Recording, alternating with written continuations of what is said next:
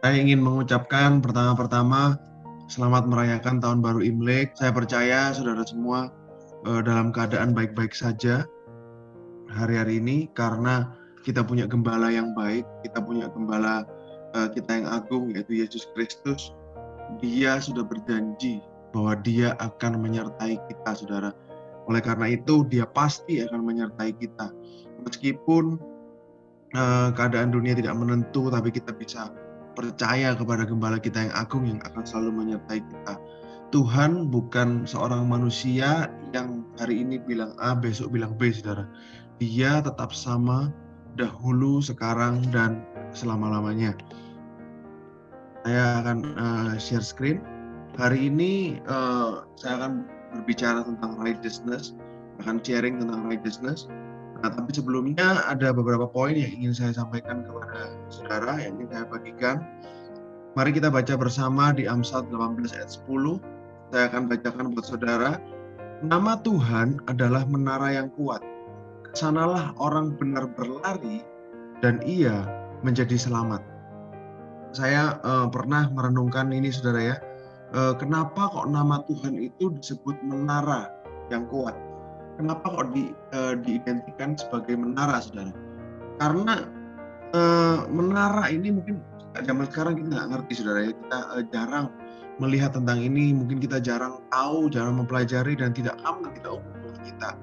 Tapi di kebudayaan zaman dulu, saudara, menara ini diibaratkan sebagai suatu stronghold, sebagai suatu tempat bertahan, sebagai suatu tempat berlindung, sesuatu tempat yang tidak berubah, suatu tempat yang konstan, yang kuat, dan dapat dijadikan tempat perlindungan kita.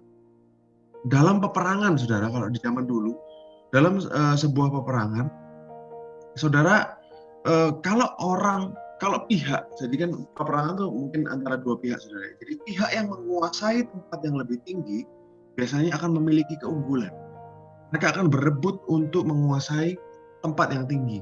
Kenapa kok di Israel dataran tinggi Golan itu selalu diperebutkan? Karena dengan dataran tinggi Golan itu orang Israel akan bisa melihat dengan leluasa keadaan di tetangganya atau di negara-negara tetangganya bagian utara, saudara. Karena dataran tinggi Golan itu tinggi. Jadi bangsa Israel kalau orang Israel hari ini di dataran tinggi Golan, mereka bisa lihat sampai Syria, sampai Lebanon. Nah, oleh karena itu, ini dataran tinggi ini diperebutkan. Nah, itulah gambaran dari suatu tempat yang tinggi dalam suatu peperangan. Nah, kalau sebagai gambaran suatu menara, di atas menara itu biasanya ada tempat untuk memanah. Jadi menara dipergunakan untuk tempat untuk bertahan, saudara. Untuk mempertahankan diri, suatu tempat yang kuat, suatu tempat untuk berlindung. Begitu pula nama Tuhan kita. Namanya adalah tempat kita berlindung. Namanya adalah tempat kita bisa mendapatkan kekuatan. Namanya adalah tempat di mana kita bisa bertahan, saudara. Inilah kuasa dari nama Yesus. Kalau Tuhan, pada saat dia di bumi, dia memilih untuk sebut namanya Yesus. Nanti dia berjanji dan dia akan pasti menempatinya bahwa namanya itu, nama Yesus itu akan menjadi perlindungan kita. Artinya apa, saudara? Nama Yesus adalah nama Tuhan yang artinya adalah Tuhan yang menyelamatkan. Oleh karena itu, Tuhan berjanji bahwa melalui nama ini, dia akan menyelamatkan, saudara. Karena bagi orang Yahudi zaman dulu, nama itu identik dengan karakter. Jadi bukan orang asal kasih nama, saudara. Tapi nama itu ada artinya. Dan nama itu biasanya menggambarkan karakter orang tersebut. Oleh karena itu, nama Yesus yang artinya adalah Tuhan yang menyelamatkan. Berarti artinya Tuhan berjanji. Dia akan selalu menyelamatkan saudara. Dan saudara bisa berlindung padanya. Dan nama Yesus ini adalah menara yang kuat. Sesuatu yang stabil, yang konstan, yang bisa diandalkan. Apa yang saudara butuhkan hari ini? Mungkin saudara sedang dalam masalah, mungkin saudara sedang bingung mau cari jalan keluar kemana. Saudara butuh juru selamat. Dan nama Yesus adalah nama yang bisa saudara andalkan. Karena artinya adalah Tuhan yang menyelamatkan.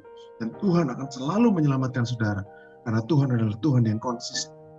Dan apa yang dia katakan. Kalau saudara hari ini sedang butuh tempat berlindung dalam soal kesembuhan, dalam soal kesehatan. Saudara bisa berlindung pada namanya yang adalah Jehovah Rafa, Tuhan yang menyembuhkan. Ini ada saudara di perjanjian lama. Semuanya ini ada di perjanjian lama saudara. Ada dalam bahasa aslinya. Kalau saudara butuh memiliki kebutuhan finansial, saudara bisa berlindung pada nama Jehovah Jireh, yaitu Tuhan yang menyediakan. Jadi nama Tuhan ini saudara dikatakan menara yang kuat. Jadi saudara bisa lihat banyak nama-nama Tuhan di perjanjian lama yang saudara bisa ambil, saudara bisa pelajari, dan saudara bisa renungkan, dan saudara bisa meditasikan seperti yang Pastor Prilly katakan tadi. Saudara renungkan bahwa nama-namanya itu banyak. Ada namanya El Shaddai, ada namanya Jehovah Shikenu, ada namanya Jehovah Rafa, Jehovah Jireh.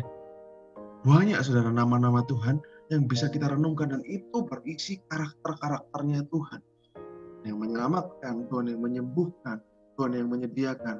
Dan ini adalah tempat kita berlindung karena namanya ini adalah menara yang kuat bagi kita saudara. Dan bisa dikatakan kesanalah orang benar berlari dan ia menjadi selamat. Mari saya ingin encourage saudara untuk merenungkan firman Tuhan.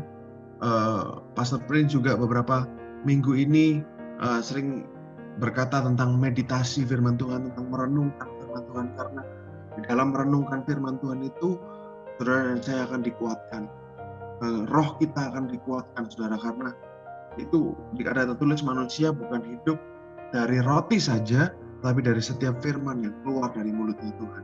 Dan firman yang keluar dari mulut Tuhan inilah yang kita renungkan, yang kita yang cerna setiap hari dalam pikiran kita. Dan saya percaya sesuai yang Tuhan katakan bahwa firman ini, dalam firman Tuhan ini ada kehidupan.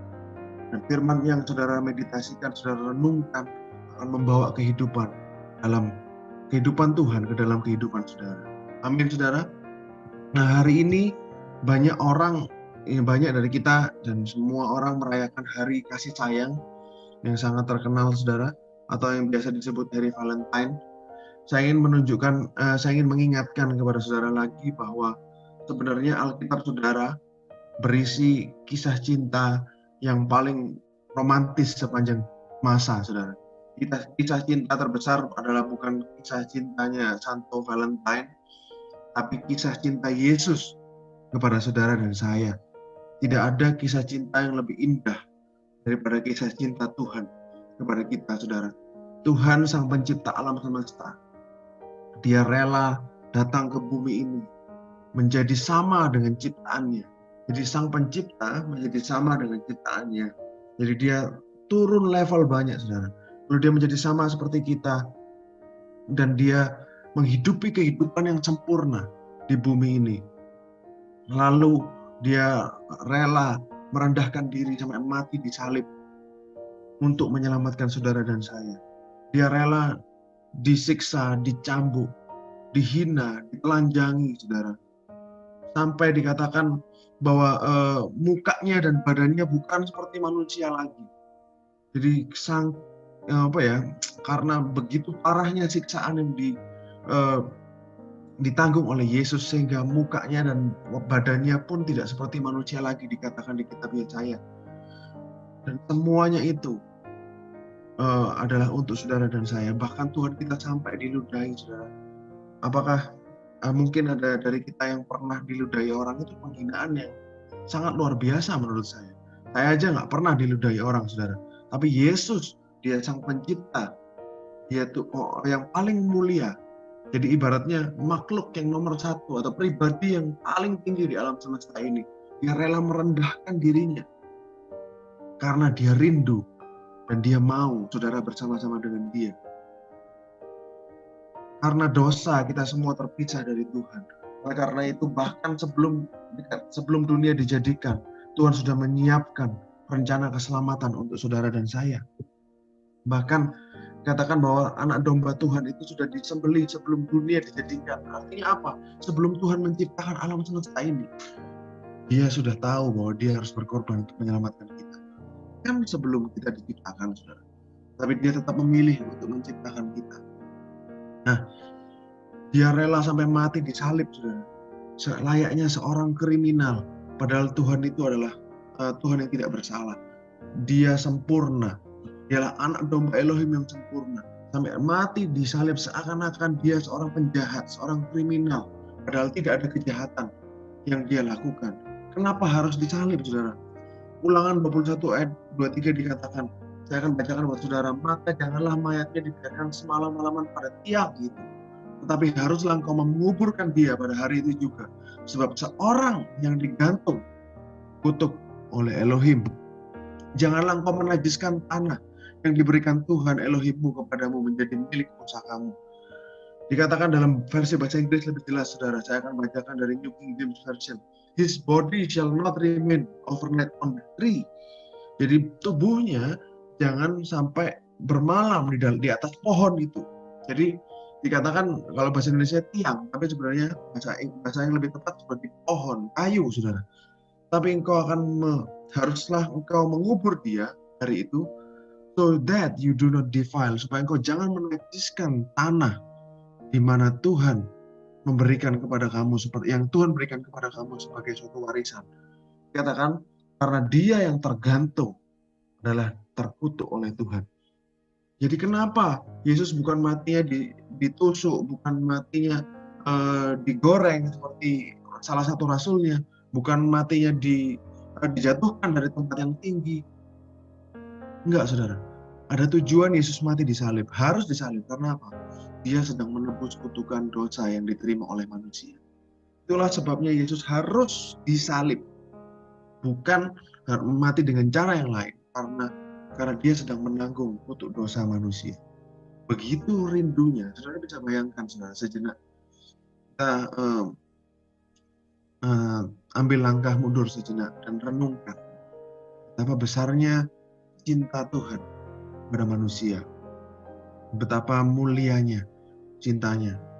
Sebenarnya kita tidak layak menerima semuanya itu, tapi Tuhan sudah melayakkan kita, bahwa Dia hampir rela mati untuk kita, supaya kita bisa bersama-sama dengan Dia, supaya kekekalan akan menjadi milik saudara dan saya. Standar Tuhan itu sangat tinggi, saudara. Untuk berhubungan dengan Tuhan, untuk bisa berhubungan dengan Dia, kita harus memenuhi standarnya Tuhan. Standarnya adalah seperti hukum Taurat itu, saudara. Dan pada waktu di Matius 5, Tuhan sedang menaikkan standar hukum Taurat, sehingga tidak ada seorang pun yang bisa dengan sempurna menaati hukum Taurat. Tidak ada seorang pun yang bisa benar sempurna oleh hukum Taurat. Bahkan yang terbaik dari antara manusia, yaitu Musa dan Daud, pun gagal untuk bisa sempurna. Mereka masih mengalami kegagalan dalam hidupnya. Jadi Tuhan tahu bahwa manusia tidak akan bisa dibenarkan oleh hukum Taurat. Manusia tidak akan bisa dibenarkan oleh usaha mereka sendiri.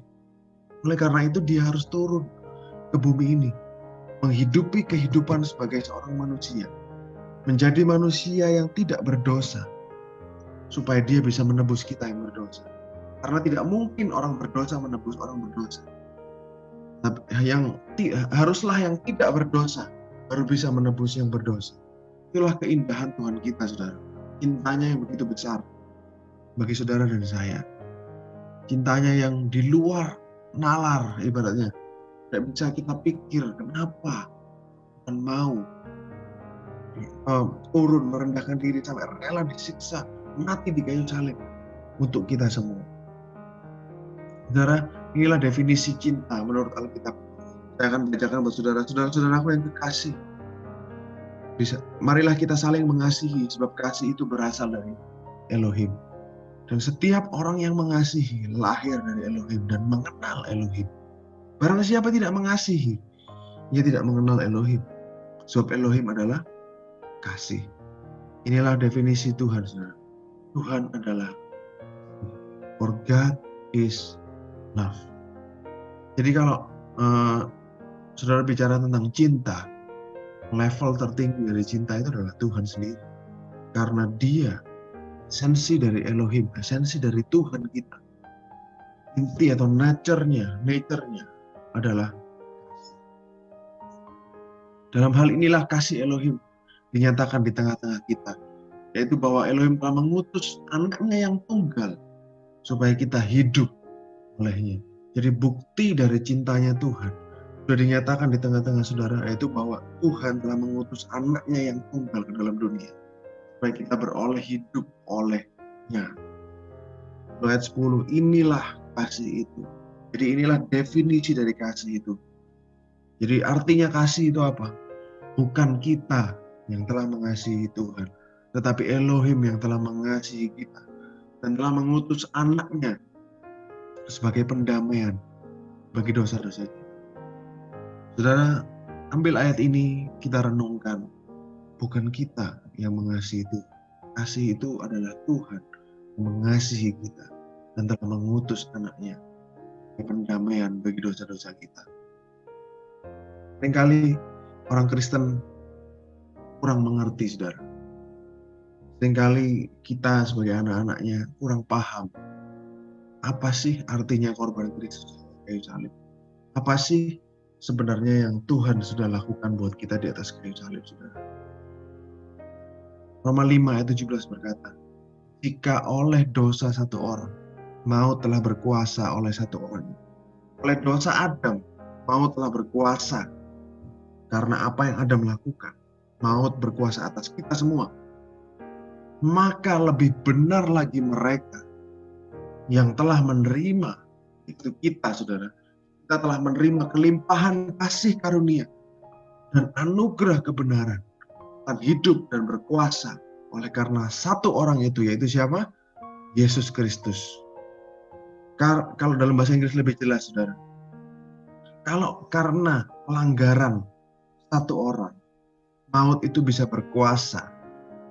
Betapa lebihnya lagi karena Yesus Kristus.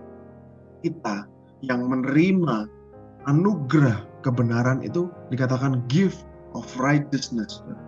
Jadi kebenaran itu adalah suatu pemberian, bukan sesuatu yang kita usahakan. Abundance of grace, kelimpahan kasih karunia. Kita akan memerintah dalam hidup melalui Yesus Kristus. Jadi Paulus katakan bahwa righteousness, kebenaran adalah pemberian. Jadi pada saat Yesus mati, dia yang menghidupi kehidupannya yang sempurna, yang righteous, kehidupannya Tuhan yang sempurna, yang benar di hadapan Tuhan. Itu kehidupan itu diberikan kepada saudara dan saya. Dan dosa kita ditanggung oleh Yesus. Kebenarannya Yesus, kehidupan tanpa dosanya dia diberikan kepada kita. Jadi di hadapan Tuhan, saudara bukan hanya tidak bersalah. Seringkali mungkin dulu kita paham, oh righteous itu artinya hidup tanpa dosa. Betul, hidup tanpa dosa. Tapi sebenarnya bukan hanya hidup tanpa dosa, tapi hidup melakukan segala sesuatu yang benar. Jadi hidup melakukan sesuatu yang benar dan menyenangkan bagi hatinya Tuhan. Jadi bukan hanya tidak bersalah, oh aku nggak bersalah. Bukan hanya gitu, saudara. Tapi di mata Tuhan, saudara dan saya itu sudah melakukan semua yang benar. Dan saudara berkenan, menyenangkan bagi dia. Kok bisa? Padahal kita masih melakukan sesuatu yang salah di dunia ini, dalam kehidupan ini. Kenapa bisa? Padahal setiap hari kita masih berdosa. Tapi di mata Tuhan, saudara benar. Saudara menyenangkan bagi dia. Karena apa, saudara? Karena Paulus katakan posisi kita adalah di dalam Kristus. Karena kita sudah dalam Kristus, jadi pada saat Tuhan melihat kita, bukan kita dengan dosa kita yang kita lihat lagi, yang dia lihat lagi, tapi di kacamatanya Tuhan, pada saat dia melihat kita semua, dia sedang melihat anaknya Yesus. Kalau saudara percaya, dosa kita semua ditanggung Yesus. Bagaimana bisa Yesus yang tidak berdosa menanggung dosa kita semua? Dengan logika yang sama, bagaimana bisa kebenarannya Yesus menjadi milik kita semua? Saudara nangkap maksud saya, saudara? Jadi ada pertukaran ilahi pada saat di kayu salib, ada pertukaran ilahi. Jadi dosa kita ditanggung Yesus dan kebenaran Yesus itu menjadi milik saudara dan saya. The gift of righteousness. Jadi righteousness ini loh yang Tuhan kasih pada kita melalui kematiannya di atas kayu salib. Ini loh yang Tuhan berikan kepada saudara dan saya. It's a gift. itu adalah sebuah hadiah, bukan sesuatu yang saudara usahakan. Saudara, kalau saudara renungkan, hukum dan usaha itu satu paket, saudara. Dikasih karunia, gandengannya apa, saudara? Iman. Kasih karunia itu adalah suatu pemberian. Grace adalah suatu pemberian. Kalau bukan pemberian, kalau saudara usahakan, itu bukan namanya grace. Grace artinya adalah itu sesuatu yang sebenarnya bukan saudara usahakan, yang tidak saudara usahakan, tapi menjadi milik saudara. Itulah kasih karunia. Hari ini, saudara bisa dibenarkan oleh karena kasih karunia-Nya. Bagaimana kita mengakses kasih karunia itu? Melalui iman, melalui percaya, bukan dengan usaha saudara, bukan dengan pekerjaan kita. Kita beroleh kasih karunia ini karena kita percaya pada karya Kristus. Iman itu loh, kepercayaan itu yang unlock, yang membuka kuncinya itu, supaya kasih karunia turun atas kita. Inilah, kalau saudara, saya harap saudara bisa menangkap bedanya antara hukum dan usaha, lalu kasih karunia dan iman. Jadi kehidupan yang kita hidupi hari-hari ini adalah kehidupan iman, kehidupan yang percaya. Kehidupan percaya akan kasih karunia-Nya, akan penyertaannya, akan penyediaannya, akan kebaikan Tuhan yang selalu akan kita lihat dalam kehidupan kita sehari-hari. Kita hanya percaya, saudara. Percaya itu yang akan membukakan kasih karunia oleh iman. Jadi artinya apa? Jadi iman kita, kepercayaan kita kepada Dia, saudara akan melihat kasih karunia dicurahkan lebih dan lebih lagi dalam hidup. Cuman satu modalnya, saudara, yaitu percaya. Percayalah kepada Dia. Dia sudah begitu baik buat saudara. Dia sudah rela mati. Dia sudah lakukan bukti cinta yang terbesar, seperti dikatakan di kitab 1 Yohanes tadi. Bukti cintanya yang besar sudah diberikan kepada saudara. Sudah dibuktikan kepada saudara. Apalagi alasan saudara untuk ragu-ragu dengan kebaikan Tuhan dalam hidup kita. Dan saya akan ajak saudara baca 2 Korintus 5:21. Mungkin sudah sering saudara baca, tapi di hari kasih sayang ini saya ingin ajak saudara baca lagi. Dia yang tidak mengenal dosa telah dibuatnya menjadi dosa karena kita, supaya dalam Dia kita dibenarkan oleh Elohim. Kata-kata terjemahan bahasa Indonesianya kurang mantap, saudara. Nggak, kurang sesuai dengan apa yang di bahasa aslinya. Bahasa Inggrisnya lebih sesuai, saudara. For He, Bapa, Tuhan Bapa, membuat Dia, Yesus. Jadi Bapa membuat Yesus yang tidak mengenal dosa menjadi dosa bagi kita, supaya kita menjadi kebenaran Elohim di dalam Dia. Lain, saudara ya, dibenarkan oleh Elohim, tapi arti bahasa Indonesianya, bahasa Inggrisnya lebih dalam lagi artinya. Kita menjadi kebenaran Elohim di dalam Dia. Jadi kebenaran yang saudara dan saya miliki hari ini bukanlah kebenaran manusia, bukanlah kebenaran level orang di dunia inilah. Tapi kebenaran yang saudara dan saya miliki adalah kebenarannya Tuhan. Apa ada kebenaran yang lebih tinggi daripada kebenarannya Tuhan, saudara? Saya rasa tidak. Oleh karena itu Tuhan waktu berbicara kepada murid-muridnya, Dia berkata seperti ini, kalau kebenaranmu tidak melebihi kebenaran orang Farisi, gak bisa masuk kerajaan Elohim, gitu, saudara. Nah, murid-muridnya heran, kebenarannya orang Farisi itu bagi mereka sudah sangat luar biasa. Kebenaran apa yang lebih tinggi dari orang Farisi? Ada, jawabannya satu ini, kebenarannya Tuhan. Yang saudara sekarang yang kita miliki itu jauh lebih tinggi daripada kebenarannya orang Farisi dan ahli-ahli Taurat. Jadi siapa yang akan bisa menuduh kita bersalah? Tuhan sudah menyatakan kita benar. Tidak ada, saudara. Saya yakin tidak ada yang bisa menuduh saudara dan saya bersalah. Tidak ada yang bisa mencacat, ya katanya nyacati kita, nggak ada yang bisa, saudara, karena kita adalah kebenarannya Tuhan. Dan status kita di depan Tuhan adalah benar. Pada saat Yesus dibaptis, saudara, saya sudah sering ceritakan, pada saat Yesus dibaptis, langit terbuka dan ada suara katakan, inilah anakku yang kukasihi. kepadanya lah aku berkenan. Dan kata-kata itu hari ini dikatakan buat saudara dan saya. Inilah tujuan anakku yang kukasihi, kepadanya lah aku berkenan. Jadi Tuhan alam semesta, pencipta alam semesta berkenan kepada setiap saudara dan saya. Dia happy, dia please, dia bangga, dia senang dengan apa yang saudara lakukan setiap hari dengan saudara. Ini keajaiban yang terjadi, apa yang Yesus sudah berikan kepada kita melalui kematiannya di atas. Jadi banyak orang berpikir kebenaran, righteousness ini hanyalah tentang akses untuk masuk surga. Kalau saudara sudah dibenarkan, saudara mendapat bagian dalam kerajaan Tuhan yang kekal. Betul, ya tidak salah saudara, anggapan itu tidak salah. Tapi bukan hanya kehidupan kekal saja yang menjadi bagian kita. Bukan hanya itu saudara. Jadi seringkali kita hanya fokus, oh ya kebenaran, kita masuk, kita dapat hidup kekal, kita dibenarkan, kita percaya Yesus, kita dapat hidup yang kekal. Bukan hanya itu saja saudara. Sebenarnya lebih daripada itu yang Tuhan sudah beli buat saudara dan saya, yang menjadi warisan saudara dan saya. Kebenaran juga berdampak dalam kehidupan kita sehari-hari. Righteousness itu berguna untuk kehidupan saudara hari ini di bumi, bukan hanya nanti pada saat di kekekalan. Banyak janji-janji Tuhan kitab kepada orang benar saudara. Mungkin saudara sering lihat tapi saudara nggak pernah renungkan. Saya ingin ajak saudara untuk buka. Yang pertama yang tadi saudara, Roma 5 ayat 17 yang dikatakan Paulus. Dikatakan bahwa apa?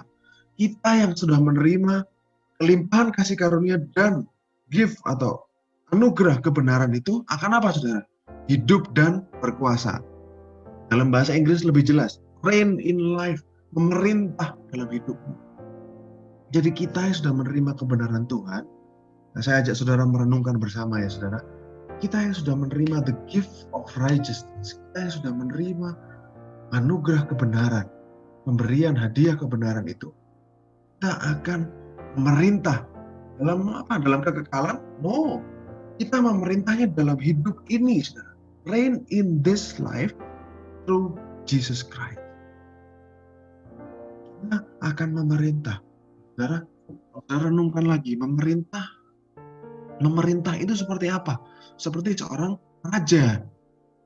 You will reign in life. Saudara akan memerintah dalam hidup ini seperti seorang raja.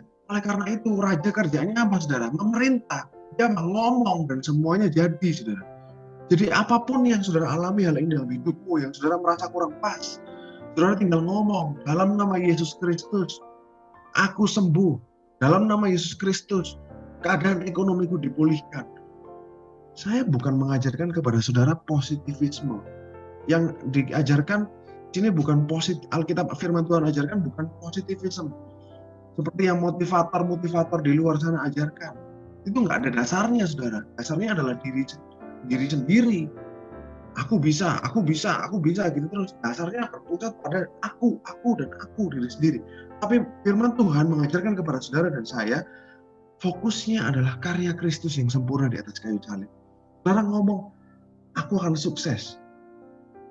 Pekerjaanku diberkati, kesehatanku dipelihara Tuhan, anak-anakku akan diberkati Tuhan, bukan karena itu positivisme.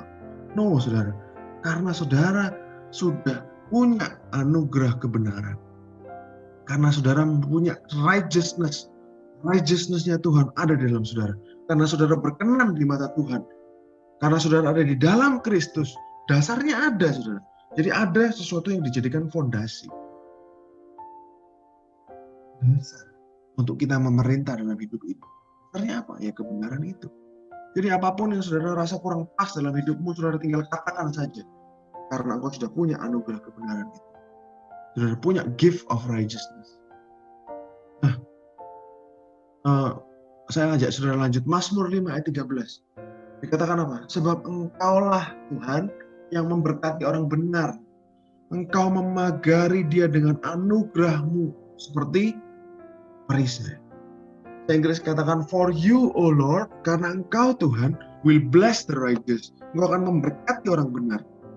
Katakan with favor, dengan perkenananmu, engkau akan mengelilingi dia. You will surround him as with a shield, seperti dengan perisai.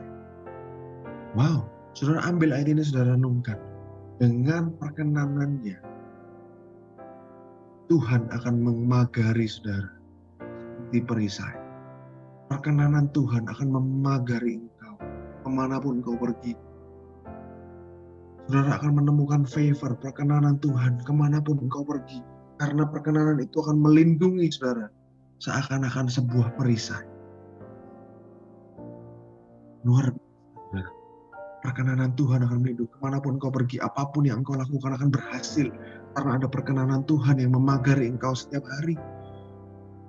Dikatakan for you, O Lord, karena engkau Tuhan will bless the righteous. Engkau akan memberkati orang benar. Berkat Tuhan pada saudara. Inilah kesadaran, you are a blessed man. Engkau adalah orang yang diberkati. Karena apa? Because you are righteous. Karena benar di mata Tuhan. Bukan karena saudara melakukan apa yang benar. No. Karena saudara-saudara diberikan kebenaran oleh karya Kristus. Mereka katakan next, saudara, Amsal 10 ayat 6. Berkat ada di atas kepala orang benar. Tetapi mulut orang fasik menyembunyikan kelaliman. Coba saudara renungkan, berkat ada di atas kepala kita. Berkat ada di atas kepala kita, saudara. Kalau saudara butuh ide-ide dalam bisnis saudara, kalau saudara butuh wisdom, hikmat untuk mengatasi setiap masalah dalam hidupmu, masalah keluarga, masalah kesehatan, masalah anak, masalah pekerjaan dan lain-lain, saudara. Renungkan ini, saudara. Berkat ada di atas kepala orang benar. Jadi apapun yang kau pikirkan ini diberkati. Di atas kepala kita ada berkat. Dan berkat itu akan selalu mengikuti kita.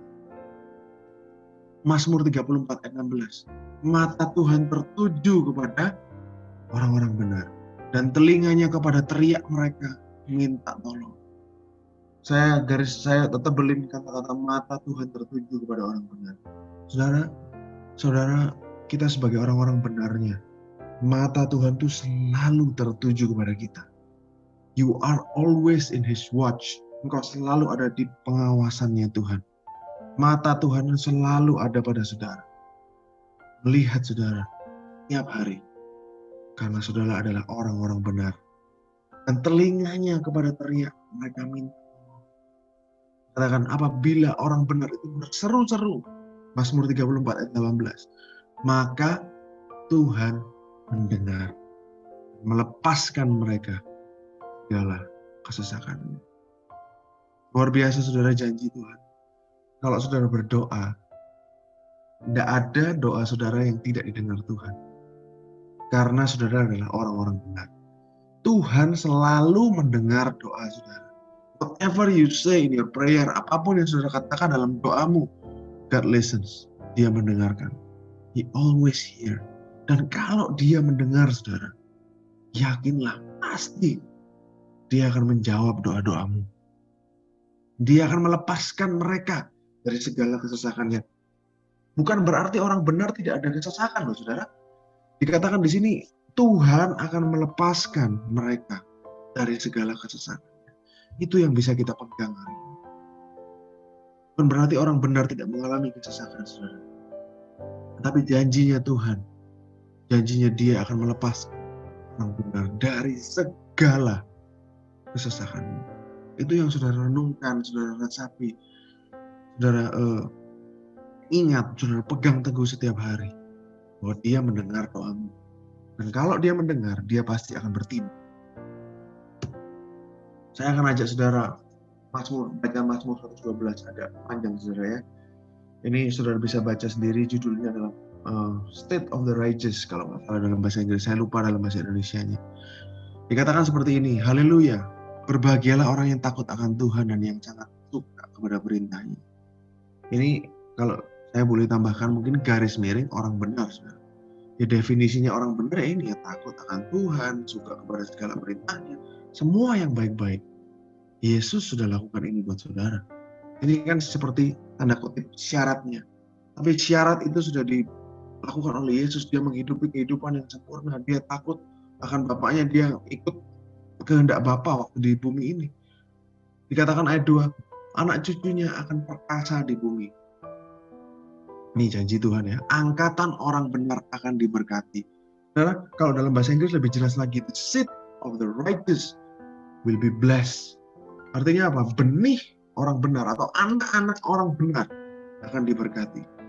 Kalau saudara khawatir tentang anak saudara hari ini, kalau saudara memikirkan masa depannya hari ini jawaban buat saudara. The seed of the righteous will be blessed. Anak Tuhan, anak-anak orang benar akan diberkati. Amin saudara. Harta dan kekayaan ada di dalam rumahnya. Jadi anak-anak saudara punya janji ini. Karena anak-anak saudara adalah anak-anak orang benar. Harta dan kekayaan ada dalam rumahnya. Kebajikan tetap untuk selamanya. Di dalam gelap terbit terang bagi orang benar. Pengasih dan penyayang, orang yang adil. Saudara, saya garis bawahi, saya tebelin di dalam gelap terbit terang bagi orang benar. Artinya apa saudara? Orang benar akan mengalami kegelapan juga. Tetapi janji Tuhan adalah dalam melewati kegelapan itu akan terbit terang bagi orang benarnya. Jadi nggak selamanya gelap, saudara. Dalam setiap kegelapan itu nantinya pasti akan terbit terang bagi orang benar. Inilah janji Tuhan yang kita bisa pegang melalui hari-hari yang gelap, melalui masalah dalam hidup kita, saudara. Mujur orang yang menaruh belas kasihan dan yang memberi pinjaman, yang melakukan urusannya dengan sewajarnya. Sebab ini orang benar, saudara. Ia tidak akan goyah untuk selama-lamanya. Saudara, orang-orang benar tidak akan goyah untuk selama-lamanya. Orang benar itu akan diingat untuk selama-lamanya. Orang benar tidak takut kepada kabar celaka. Tidak takut, saudara. Hatinya tetap penuh. Kenapa? Hatinya tetap penuh kepercayaan kepada Tuhan. Wow, luar biasa, saudara. Hari-hari ini kita banyak dengar kabar-kabar buruk, kabar-kabar yang kurang mengenakkan di luar sana, di sekeliling kita, saudara. Tapi dikatakan di Mazmur ini, ia nggak takut kepada kabar celaka. Orang benar tuh nggak perlu takut kepada kabar celaka. Hatinya tetap, karena apa? Saudara, karena apa, saudara? Penuh kepercayaan kepada Tuhan. Hatinya teguh, ia tidak takut, ia memandang rendah para lawannya. Ia membagi-bagikan, ia memberikan kepada orang miskin. Kebajikannya tetap untuk selama-lamanya. Tanduknya meninggi dalam kemuliaan. Tanduk itu artinya lambang kekuatan, saudara. Orang fasik melihatnya lalu sakit hati. Ia menggertakkan giginya lalu hancur. Keinginan orang fasik akan menuju kebinasaan. Saudara, kalau saudara ada satu ayat lagi yang saya sarankan buat saudara, Ulangan 28 ayat 1-14. Itu adalah berkat-berkat orang benar. Saudara bisa baca, saudara renungkan. Inilah yang akan menjadi warisan saudara. Inilah warisan kita yang diberikan oleh Kristus melalui karyanya yang sempurna di atas kayu salib. Nah, seringkali setan akan melakukan, iblis akan melakukan berbagai macam cara agar saudara tidak tahu berkat ini, saudara. Agar saudara nggak tahu apa yang sudah Tuhan beli dengan bayar, dengan lunas, dengan darahnya untuk saudara dan saya. Iblis akan melakukan segala cara untuk membuat saudara nggak tahu tentang ini. Karena dia ingin melumpuhkan saudara. Dia ingin membuat saudara berpikir bahwa Tuhan itu jahat. Iblis ingin membuat saudara berpikir bahwa Tuhan itu nggak baik. Padahal sebenarnya Tuhan itu begitu baiknya. Dia sudah sediakan berkat-berkat ini untuk saudara. Dia sudah sediakan untuk kita segala sesuatu yang kita butuhkan dalam kehidupan ini. Ada ayatnya di sini. All things pertaining to life. Dia sudah sediakan buat saudara. Inilah yang menjadi hak kita. Bukan hanya di kekekalan nanti. Kekekalan adalah hak kita pasti, ya saudara. Tapi ini juga adalah hak kita di kehidupan yang sekarang maupun kehidupan yang kekal nanti. Tuhan sudah sediakan semua yang terbaik. Saya encourage saudara untuk merenungkan janji-janji Tuhan dalam hidup saudara. Saya encourage saudara untuk memeditasikan, untuk memasukkan dalam hati, merenungkan siang dan malam, merenungkan kemanapun saudara pergi. Saudara nggak harus berdoa untuk merenungkan firman Tuhan. Saudara bisa lakukannya kapan saja, di mana saja. Saudara bisa renungkan Dia. Tuhan adalah gembalaku, takkan kekurangan aku. Itu saudara bisa renungkan terus saudara. Saudara ngomong sendiri, saudara ngomong dalam hatimu, saudara ngomong di mulutmu dengan pelan. Itu akan menjadi kehidupan buat saudara, buat rohmu. Rohmu akan disegarkan. Dan saudara akan melihat janji-janji Tuhan. Saudara akan melihat kuasanya semakin termanifestasi dalam kehidupan kita. Saya harap melalui sharing hari ini saudara dikuatkan, saudara semakin tahu janji-janji Tuhan bagi kita. Apa yang Dia sudah sediakan, apa yang sudah Dia beli bagi kita. Saya ingin katakan sekali lagi bahwa tidak ada kasih yang lebih besar dari seorang sahabat yang mati memberikan nyawa untuk sahabatnya. Dan itu adalah Yesus. Dia sudah berikan nyawanya buat saudara dan saya. Dia sudah serahkan nyawanya. He laid down his life. Nyawanya bukan diambil daripadanya, tapi dia menyerahkan. He laid down. Dia yang menyerahkan nyawanya buat saudara dan saya. Dia begitu rindu bersekutu dengan saudara dan saya. Sampai dia rela mati di atas kayu salib dengan kematian yang sangat mengerikan. Supaya dia bisa berhubungan dengan saudara lagi. Tidak ada cinta yang lebih besar dari cinta Tuhan kepada kita. Dan orang-orang percaya, kita sebagai orang-orang Kristen, kita adalah orang-orang yang paling berbahagia di bumi ini. Tuhan begitu sayang pada kita. Amin, saudara.